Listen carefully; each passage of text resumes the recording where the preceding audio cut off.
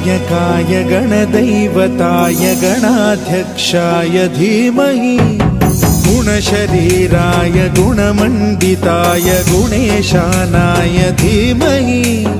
गुणातीताय गुणाधीशाय गुणप्रविष्टाय धीमहि एकदन्ताय वक्रतुण्डाय गौरीतनयाय धीमहि गजेशानाय भालचन्द्राय श्रीगणेशाय धीमहि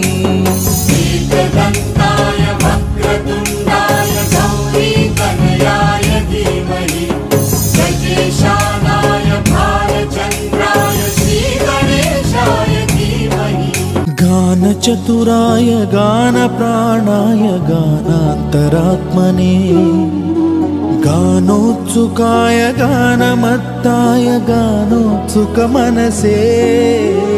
गुरुपूजिताय गुरुदैवताय गुरुकुलस्थायिने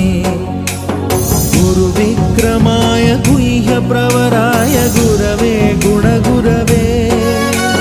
गुरुदैत्यकलक्षेत्रे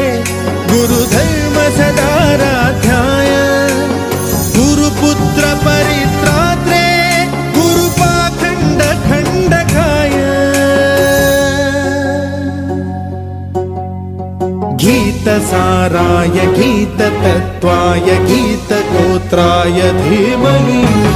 गूढगुल्फाय गन्धमत्ताय गोजयप्रदाय धीमहि गुणातीताय गुणाधीशाय गुणप्रविष्टाय धीमहि एकदन्ताय वक्रतुण्डाय गौरीतनयाय धीमहि गजेशानाय भालचन्द्राय श्रीगणेशाय धीमहि